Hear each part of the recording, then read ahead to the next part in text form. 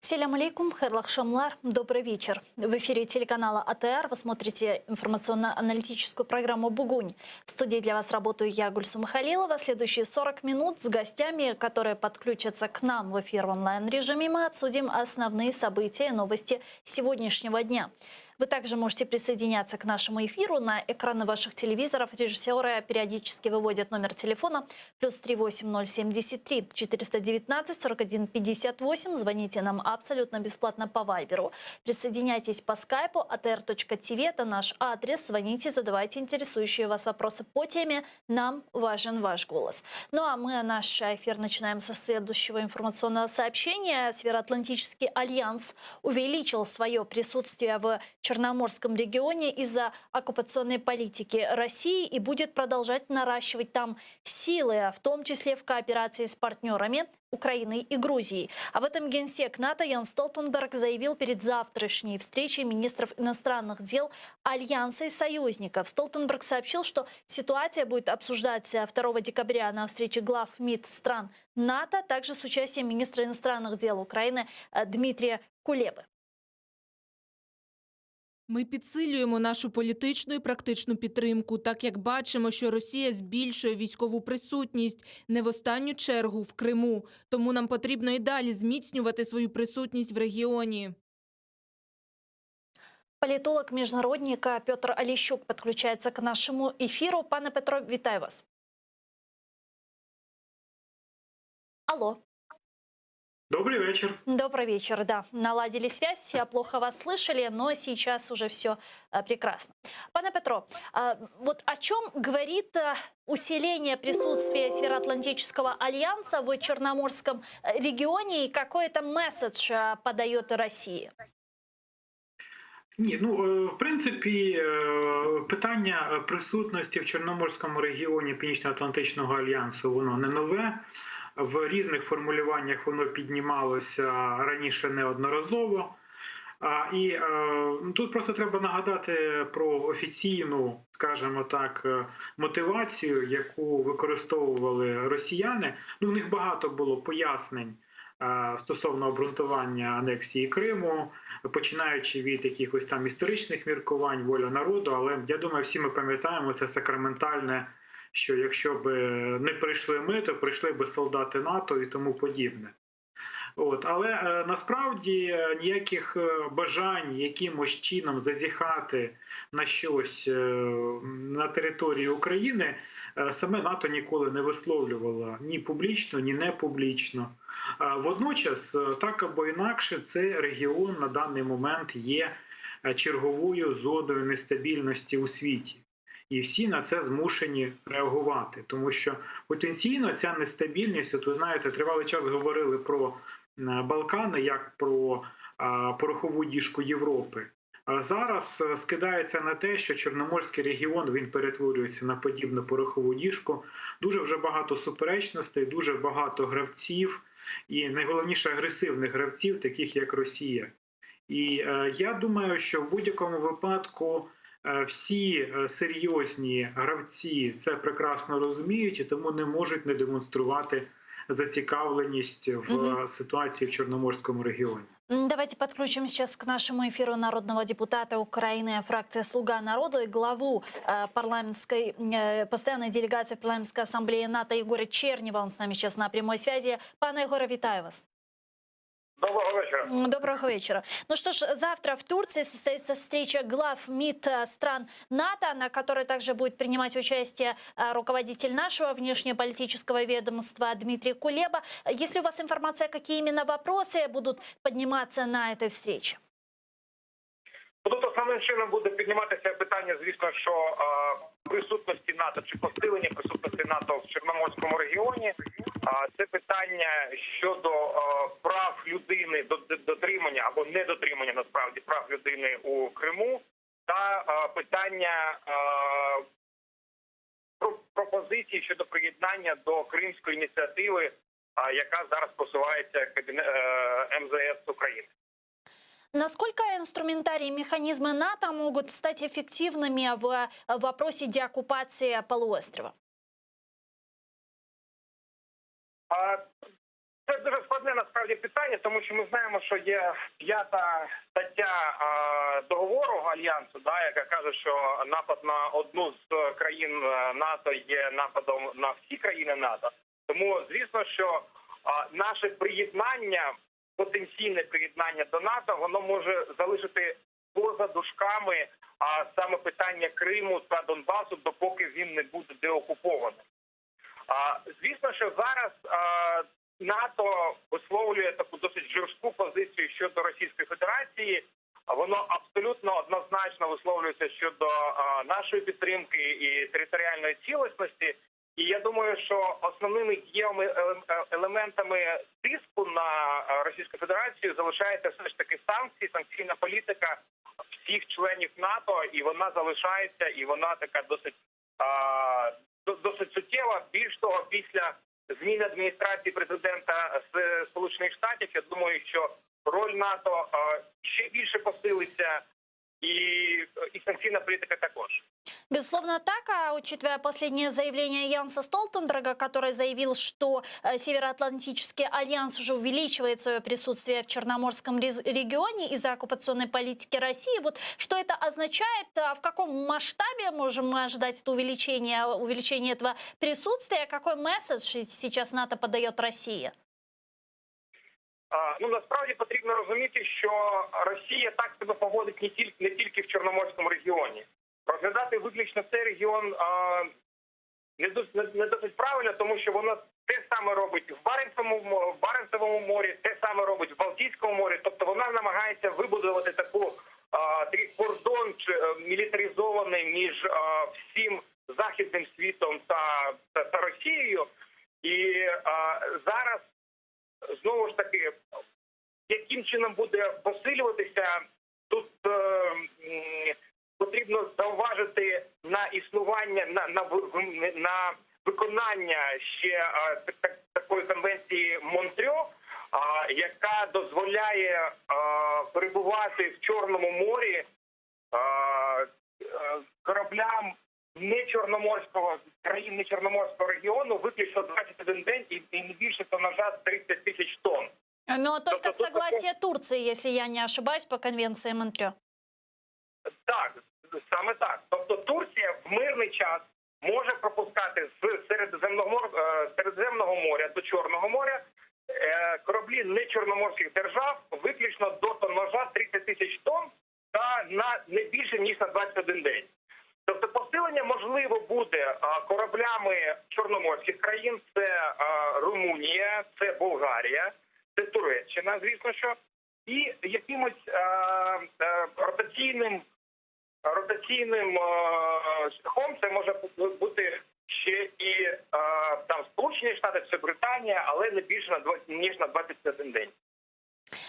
Как вы думаете, вот завтра в рамках этой встречи глав МИД стран НАТО будет ли обсуждаться вопрос вхождения Украины в Североатлантический альянс? Каковы перспективы и как вы думаете, какая будет реакция Венгрии? Ми, звісно, що виконуючи річні національні програми, сподіваємося на більш швидке просування нас до ПДЧ. Питання Грузії зараз вже обговорюється в кулуарах НАТО.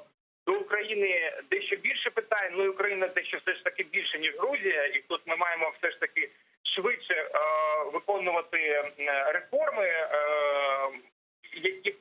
які прописані в цих річних національних програмах. Але ми сподіваємося, що уже в 2021 році на саміті може бути якісь позитивні сигнали щодо нашого просування до ПДЧ. Дуже дякую вам, пане Ігоре. Ігор Чернев, голова постійної делегації парламентської асамблеї НАТО, народний депутат України, фракції «Слуга народу», був з нами на прямому зв'язку. Чохсагунас. Пане Петро, вот вы слышали нашу дискуссию относительно суда каких стран, возможно, будут входить в Черноморский регион в качестве усиленной позиции Североатлантического альянса. Вот что думаете? Ні, знову ж таки, тут ми повинні з вами розуміти, що самі по собі оці всі маневри, вони знаєте, ну не треба розглядати це, що з'являться якісь там суда НАТО, і відповідь на це відбудуться якісь там зміни російської політики і тому подібне. Це все демонстрації, це все відповідні дії і, знову ж таки, демонстрація готовності і уваги до даного регіону. Але, ну, знову ж таки, я би не став з цього, знаєте, робити якийсь культ, переоцінювати це все, тому що нас, знаєте, постійно чекають на якісь гелікоптери НАТО, які прилетять і вирішать всі наші проблеми. Ну, цього насправді не буде. І ми з вами повинні це все розуміти. А те, що там розуміють значимість Чорноморського регіону, це не секрет і це не новина. Как мы можем влиять тогда на милитаризацию полуострова? Мы видим, как Россия, несмотря на все международные договоренности, нарушает эти международные директивы, продолжает милитаризировать полуостров не только физически, но и сознание детей в школах она продолжает милитаризировать. Да, вот что мы можем с этим делать? Как мы можем на это влиять? Ну, знову ж таки, ми не контролюємо цей регіон, не контролюємо там ситуацію. Відповідно, будь-які можливості для впливу там є досить обмежені. Ми з вами повинні розуміти, що Росія встановила там абсолютно репресивний режим, який характеризується регулярними затриманнями будь-яких незгідних, арештами, ув'язненнями тощо. Велика кількість політв'язнів уже є, їх буде, очевидно, ще більше. Тому ми повинні ці всі фактори враховувати, що будь-який вплив на цю ситуацію з нашого боку може бути лише опосередкований, лише інформативний, лише в контексті, знову ж таки, якихось спроб інтеграції місцевого населення в український дискурс. От у нас, наприклад, кожного разу в суспільстві якась така нездорова дискусія, коли будь-які ініціативи, наприклад, залучення випускників з окупованих територій до навчання в Україні, але ну таким чином ми ж так само працюємо на майбутнє. Тому що в будь-якому випадку, якщо окупація завершиться через 5, 10, 20, 30 років, нам вже треба буде якимось чином жити з цією територією, жити з людьми, які там є, організовувати там владу тощо. Тобто це, я вчергово хочу лише повторити, це лише може бути стратегічна гра вдовгу. Зараз якимось чином прямо заблокувати мілітаризацію ми не можемо. Тому що Росія, вона не те, що там порушує якісь обмеження, вона порушила суверенітет і міжнародні договори. І таким чином вона вже себе поставила поза правовим простором. Тому вирішити цю проблему в правовий спосіб ми не зможемо. Але ми не повинні в цій ситуації чекати у моря погоди. Ми повинні вибудовувати свою власну політику, в першу чергу інформаційну, в першу чергу в контексті впливу на громадську думку, в тому числі і в Криму. Але ну, це саме по собі питання достатньо складне і комплексне. Але от знаєте, таким чином сказати, що є якісь рецепти, от як, наприклад, ми можемо зараз зупинити мілітаризацію Криму, ну, ми не можемо зупинити мілітаризацію Криму без зупинки російської політики по відродженню імперії і по мілітаризації всієї Росії. Росія мілітаризує Крим не сам по собі, вона мілітаризує Крим у контексті реалізації своєї імперської реваншистської політики. І про це ми повинні саме таким чином і говорити. Плюс ко всему прочему, еще и милитаризация полуострова влечет за собой огромное количество проблем, к примеру, к дефициту воды на полуострове. Сейчас складывается очень критическая ситуация с наполняемостью водохранилищ, и оккупанты прибегают к различным как говорят многие эксперты, еще и неадекватным мерам. И вот недавно, значит, заведующая отделом климатических исследований и долгосрочных прогнозов погоды Вазира Мартазинова заявила, что надеется на то, что в ближайшее время и в ближайшие полгода осадки смогут каким-то образом наполнить крымские водохранилища, не приходится. И вот что она сказала, давайте вместе послушаем. Ми можемо прогнозувати, що в грудні опади на території Криму очікувати варто. Правда, вони йтимуть у вигляді дощу і мокрого снігу. Тобто в горах не залишаться, тому розраховувати на них поки немає сенсу. У січні опадів може бути навіть менше норми, в лютому – в межах норми. Весна теж не рятує. В березні опадів буде менше, ніж зазвичай, а квітень став дуже сухим. Розраховувати на нього не варто. Пане Петро, как вы думаете, что может ждать Крым в следующем году и чем грозит дефицит воды в Крыму сейчас? Ну, знову ж таки, це в першу чергу питання життя місцевих мешканців, це питання економіки, питання сільського господарства тощо. Але Росію, очевидно, це не дуже бентежить, тому що вона в першу чергу розглядає Крим як базу, військову базу. І я думаю, що насправді їх не сильно бентежить знищення місцевої економіки, сільського господарства, природних ресурсів. Тому що чим менше, наприклад, людей незалежних від влади, самозайнятих, тим простіше тримати під контролем ці території. Якщо ідеальний варіант для Росії, я думаю, це взагалі, якщо там залишаться лише військовослужбовці, співробітники ФСБ і їхні родини. Це буде абсолютно ідеальний для Росії Крим, без найменших натяків на якесь невдоволення чи бажання щось змінити. Тому, знову ж таки, вони, звичайно, будуть ці всі моменти використовувати в своїх цілях, пропагандистських цілях, будуть розказувати про те, що Україна якимось чином заважає жити Криму, водночас заявляючи про те, що у них все під контролем і от там буквально завтра вони залють усіх водою. Ну і паралельно з цим будуть продовжувати свій проєкт. А давайте відверто, Росія реалізує проєкт фактично в Криму, чергове, проєкт по глобальній зміні етнічної картини Криму. Вони це почали ще з 2014 року і продовжують зараз. Тобто їх головна мета – це змінити соціально-демографічний і етнічний характер Криму для того, щоб закріпити цю саму окупацію за собою. І вони використовують в тому числі і питання води, питання будь-яких погіршень умов життя для того, аби це все використовувати в своїх інтересах, для того, щоб банально витискати з Криму усіх потенциально невдоволенных.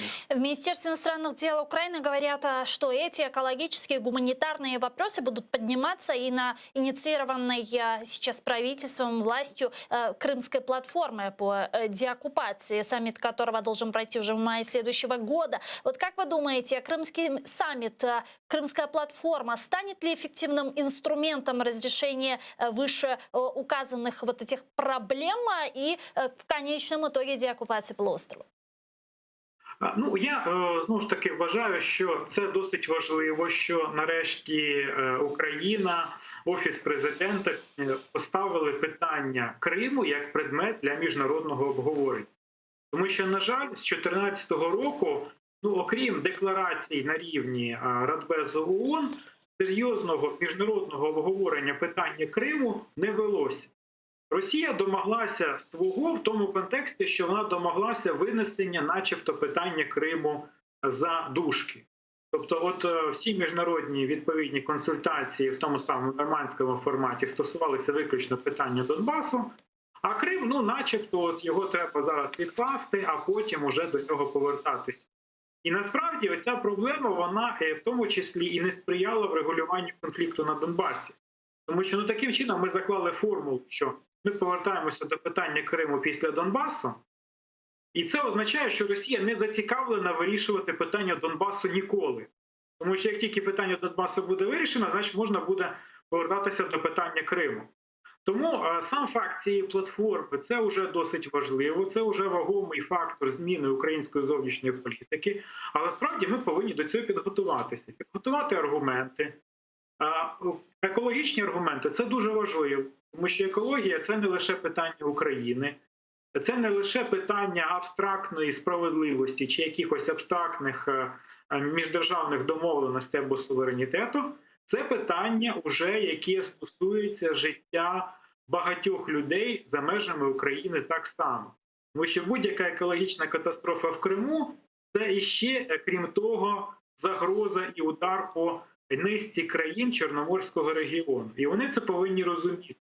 Вони повинні розуміти, що, в принципі, це вже не питання суто якихось там українсько-російських відносин, чи там якоїсь приналежності, чи, знову ж таки, непорушності кордонів. Це питання, в тому числі, їхнього виживання. І ми повинні таким чином це питання сформулювати і пояснити, аби залучитися в цій ситуації їхньою підтримкою. А найпотужніша підтримка, вона виникає не тоді, коли ми просто апелюємо до якихось цінностей, а тоді, коли ми апелюємо до конкретних інтересів. І це якраз та ситуація. Тобто от ми повинні перетворити цю платформу із просто чергового обміну деклараціями в механізм пошуку дієвих союзників для України, які будуть зацікавлені у цих союзницьких відносинах, не просто тому, що вони підтримують Україну чи співчувають Україну, а тому, що це стосується їхніх інтересів. А чим ми можемо заінтересувати? Екологія належить до числа таких питань. Економіка належить до числа таких питань. Безпека судноплавства в Чорноморському регіоні належить до числа таких питань. Торгівля належить до числа таких питань. Зрештою, ми повинні нагадати про те, що анексія Криму, вона, крім того, заблокувала будь-які серйозні інвестиційні проекти в Крим. Хоча потенційно Крим, який зараз перетворюється російськими окупантами на пустелю, може бути дуже цікавим регіоном для інвестицій в багатьох напрямках. Ми пам'ятаємо, як відповідні проекти щодо відповідних засобів відновлюваної енергетики в Криму. Рекреаційний потенціал. Все це є. Ми повинні про це нагадати. Що насправді це все не просто якісь там загрози персонально для України. Це, по-перше, загрози для всього світу, а по-друге, це витрати і видатки для всього світу. От ми повинні про це просто нагадати. Дякую дуже. Чохсаг, у нас Петро Олещук, політолог-міжнародник, був з нами на прямому зв'язку. Тешекурлєр. Но я хочу перейти к следующей оккупированной территории, к Донбассу. Там вопрос разминирования, обмена пленных, открытия контрольно-пропускных пунктов и другие вопросы остаются нерешенными, поскольку Москва выдвигает все новые и новые условия. Об этом заявил глава украинской делегации в трехсторонней контактной группе в Минске по урегулированию ситуации на востоке Украины Леонид Кравчук. Давайте вместе его слушать. Ми не стоїмо на місці. Певний рух уперед є. Цей рух визначається основним рішенням, яке було прийнято тристоронньою контактною групою про всеосяжну тишу 22 липня. Але інших серйозних зрушень до миру немає. Однією з передумов свого часу була постанова Ради про місцеві вибори. А зараз передумова – ухвалення дорожньої карти, яку підготували ОРДЛО. Представитель Украины в трехсторонней контактной группе в Минске Сергей Гармаш рассказал, что Украина отказалась принимать план урегулирования от представителя ОРДЛО и требует официальной подачи документов от России. Об этом журналист и переселенец рассказал в эфире одного из украинских телеканалов. Давайте его послушаем. Ніхто Україні ультиматум не ставив. Радше Україна почала говорити жорсткою мовою з Росією. Радше це ми принципово поставили питання. Російська сторона вже давно не ставить ніяких питань про конституційні поправки. Тому що в мінських домовленостях давно написано про конституційну реформу, в основі якої лежить децентралізація з урахуванням особливостей самоврядування в ОРДЛО. Украинская делегация в ТКГ инициирует внеочередную встречу на этой неделе, так как и до истечения срока прошлогодних договоренностей лидеров нормандской четверки в Париже осталось мало времени. Об этом заявил спикер трехсторонней контактной группы в Минске Алексей Арестович. Ми зробили пропозицію і пропонуємо цього тижня провести позачергове засідання. Тому що і до 9 грудня, коли спливає рік з минулорічних домовленостей, і взагалі до Різдва, після чого Європа піде на канікули, залишається всього одне чергове засідання. А купа нагальних питань не вирішено. Розмінування, розведення, обмін полоненими, відкриття КПВВ. Ми це все офіційно через посередника ОБСЄ запропонували прискорити і провести цього тижня позачергове засідання. Політолог Андрій Шкіль з нами зараз на прямой связи. Пане Андрію, вітаю вас. Витаю навзаим, Висон. Добрый вечер. Год назад мы с вами включались, обсуждали будущую встречу 4 лидеров в нормандском формате, высказывали свои ожидания. 9 декабря мы с вами включались в эфир и говорили о встрече 4 лидеров. И вот уже Прошел год. Минские соглашения не реализованы. Более того, сейчас, как мы видим, срывается очередной обмен пленными, срывается открытие новых контрольно-пропускных пунктов, остаются нерешенными вопросы разминирования и так далее. А что будет дальше? Далі я впевнений, що буде те ж саме. Тобто не буде доведено до кінця то, що було заплановано в Парижі, тому що насправді мінський формат він не спрацьовує як інструмент повернення територій. Як інструмент припинення гарячої фази війни, так, це спрацювало, гаразд. Гарячої фази війни немає, жертви є. Результату цієї зупинки гарячої стадії конфлікту немає, бо немає розв'язання майбутнього. Тобто ніхто не знає, яке буде майбутнє окупованих територій, тобто не підконтрольних Україні територій.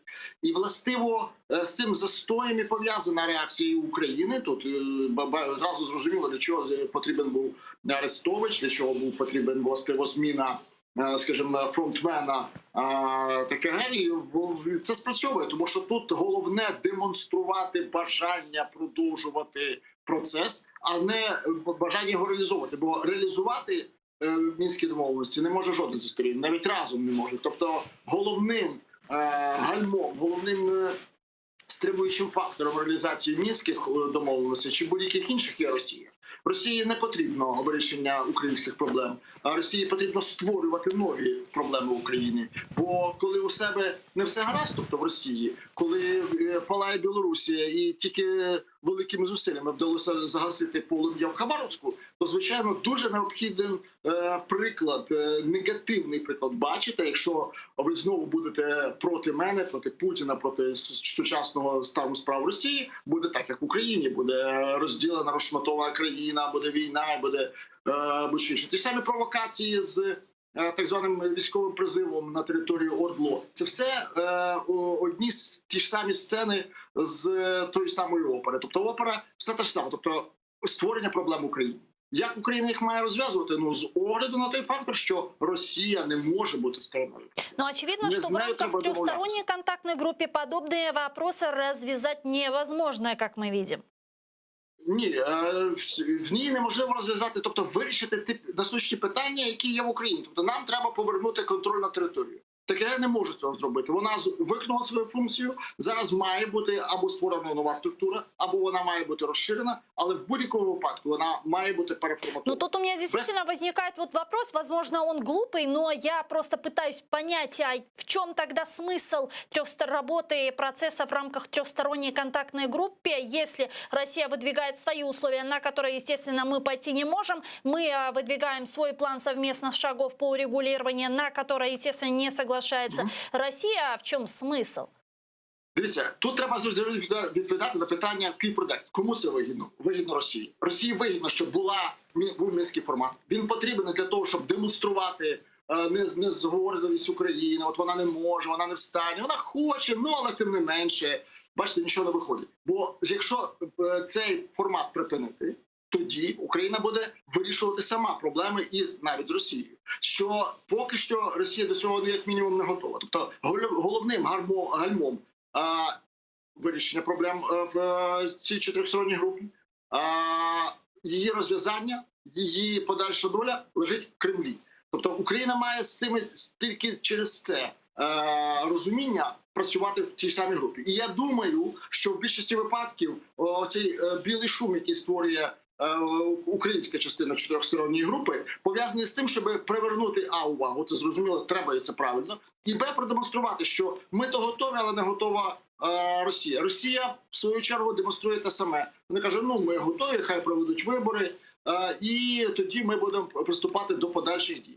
Я вважаю, що Україна має зайняти чітку, зрозумілу позицію. Повертається кордон, контроль над кордоном, або ми забираємо цей контроль над кордоном самостійно. І тоді заводимо туди спостерігачів, заводимо туди представників ОБСЄ в будь-якому випадку. Тобто проводимо вибори. Всі решта процесів після повернення контролю над кордоном. Но вот недавно Без появилась цього такая новость. глухий кут. Недавно появилась такая новость, что по ситуации на Донбассе сейчас готовится решение Совета национальной безопасности и обороны. Об этом сообщил секретарь СНБО Алексей Данилов. На вопрос о том, что будет после 9 декабря 2020 года, когда истекает срок действия плана о разрешении ситуации политико-дипломатическим путем, он ответил следующее. Це рішення президента. 7 грудня 2019 року відбулося засідання РНБО, на якому були прийняті 5 варіантів розвитку ситуації на Донбасі. Відкрию невелику таємницю. Готується рішення РНБО щодо ситуації в Донецькій і Луганській областях. Что это может быть? Ну, це, давайте скажемо так, що заява секретаря РНБО. І ця заява має таку ж саму вагу, як і слова керівника прес-служби чотирьохсторонньої групи української делегації. Тому це більше слова. Тобто, чи будуть якісь дії? Я не думаю, що будуть якісь дії, але точно буде нова позиція України. І без цього просто неможливо уявити собі подальшу роль держави. Тому що держава мусить визначити, які кроки вона буде вчиняти у випадку завершення плану А. І буде оголошений план Б. Чи він буде сенсаційним, я не думаю. Але я хотів би, звичайно, щоб в цьому несенсаційному плані прозвучала одна фраза, що до такого-то числа Україна у випадку, коли не буде продовжена робота, коли не будуть розблоковані подальші процеси в мінському форматі, приступає до повернення контролю над кордоном на території української держави, яка зараз тимчасово Україною не контролюється, тими районами, які тимчасово не контролюються Україною. Ось і все. Тобто є приклади інших успішних розв'язань, Хорватії і Азербайджану, будь ласка, тобто є, але це силові дії, тому країна, яка не розраховує на силові методи, як на головні, мусить про це заявити публічно. Спочатку попередити, а пізніше вже говорити про того, закликати до перемовин, пропонувати свої варіанти розв'язання конфлікту. Але в першу чергу, для того, щоб вкинути на стіл перемовин щось, треба його щось це мати. І це щось з'явиться з вуст пана Данілова вже після 9 числа. І добре, що такий анонс відбувся. Мы слышим из уст некоторых представителей Офиса президента о том, что, возможно, состоится встреча 4 лидеров в нормандском формате. Ну и, по крайней мере, на это некоторые политики рассчитывают. Как вы думаете, это вероятно? Насколько это вообще вероятно до конца этого це года? мало ймовірно, навіть якщо це буде відеоконференція. Тобто, ймовірність є, але це не буде чотирьохсторонній формат. Тобто, почергово може Макрон поговорити з Путіним про Україну, з Зеленським про Україну, з Меркель про Україну поговорити. І навпаки, і Меркель це може зробити в такий самий спосіб. Не буде, звичайно, ніяких дзвінків з Москви до Києва, швидше за все. Ну, я думаю, не буде. Але не буде зустрічі, не буде навіть відеозустрічі чотирьохсторонньої, тому що це безглузда втрата часу для людей, які мають значно важливіші теми для розв'язання. Мається на увазі Німеччина і Франція, бо вже на виході вакцинація, стратегія. Тобто Франція зараз зайнята, це головне питання. Зараз загальнодержавне це те, яким чином працювати з вакциною. Тому не буде. Давайте еще обсудим тему Крыма. Сегодня в Верховной Раде Украины с трибуны выступал народный депутат из фракции «Голос» Рустем Умеров, который призвал народных депутатов создать межведомственный координационный центр, который бы занимался освобождением политических заключенных. Он с нами сейчас на прямой связи по телефону. Рустем Бей, салям алейкум. Алейкум салям. Рустем Бей, расскажите нам об этом межведомственном координационном центре, который вы инициируете. Чем он будет заниматься, как он будет работать, какие вопросы будет поднимать? В первую очередь, за последние 7 лет, если вы спросите администрацию президента или офис президента, или Министерство интеграции, они скажут, что у них в ведомствах обязательно кто-то этим занимается. Но когда придется отвечать на вопросы, как формируются списки, кто находится в этих списках, кто ведет переговоры и когда выйдут наши политзаключенные, видимо, ответа не будет. Соответственно, за 7 лет у нас координация так и не сформировалась. Мое предложение было, чтобы на базе,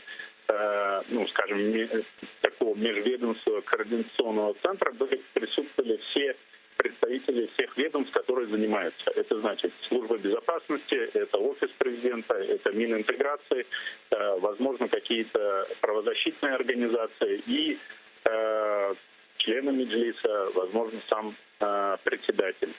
Для чего это нужно? Чтобы мы уведомляли, так как большинство политзаключенных находятся в Крыму или из Крыма, то мы в постоянном контакте с родителями, с семьями этих людей.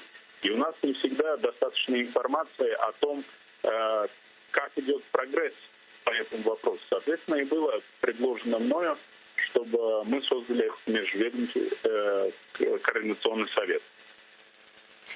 Какова процедура создания этого центра? В данный момент я буду направлять письма во все ведомства, которые в данный момент соприкасаются с вопросом политзаключенных, и постараюсь выработать какой-то концепт вместе с ними. Сегодня я озвучил только идею.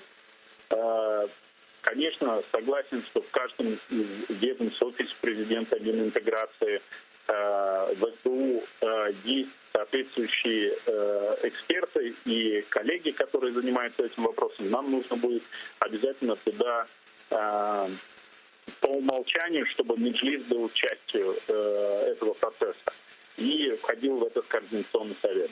Устанавливаете ли вы для себя какой-то дедлайн? Постараюсь до конца этого года отправить свои предложения и предложить хотя бы установчу какую-то встречу сделать и проговорить этот вопрос. Çok sağ olunuz, Рустем Бей. Рустем Умеров, народный депутат Украины, политическая партия «Голос», был с нами на прямой связи. Пане Андрею, что думаете относительно этой инициативы и станет ли она эффективной в работе с освобождением политических заключенных?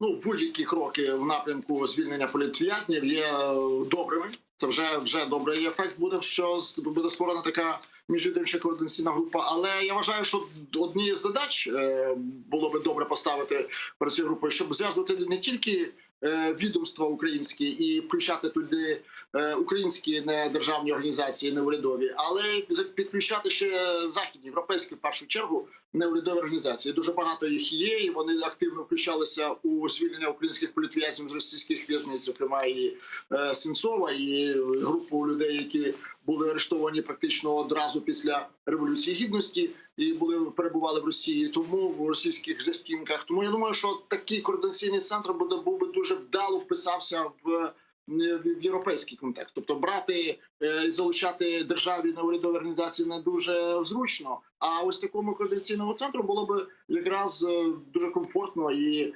ефективно, тому що вони дуже впливові на не стільки неурядові організації, вони не впливають на уряд, але вони впливають на дуже важливу категорію, на виборців, які вибирають уряд, які впливають на своїм голосом на позицію політиків. І в другу чергу дуже важливо інформують про те, що відбувається в Криму, зокрема, бо на превеликий жаль, із кримчанами, з кримськими татарами, в першу чергу, на превеликий жаль, про це дуже мало на Заході чути і дуже рідко голосно говориться. Чому? Тому що завжди все впирається в скандал, що ось якась група депутатів з сил, які підтримують Кремль, або Кремль підтримує їх, їдуть в Крим, і все. І на цьому зупиняється інформація про те, що відбувається. А глибших і серйозних речей, на превеликий жаль, немає. І для цього, щоб поглибити і зробити серйознішим все, дуже би допомогли залучення неурядових європейських і світових загалом організацій. Дуже дякую вам, пане Андрію. Андрій Шкіль, політолог, був с нами на прямом зв'язку. Чох Сагулнас. Ну а я, к сожалению, завершаю информационно-аналитическую программу «Бугунь». Но вы не отключайтесь, оставайтесь первым крымско-татарским. Буквально через 5 минут эфир телеканала АТР продолжает программа «Прайм» Муждабаев. У него в гостях, к нему в эфир включится Борис Бриль, ликар з Тель-Авиву. Не пропустите. Корушкенчик.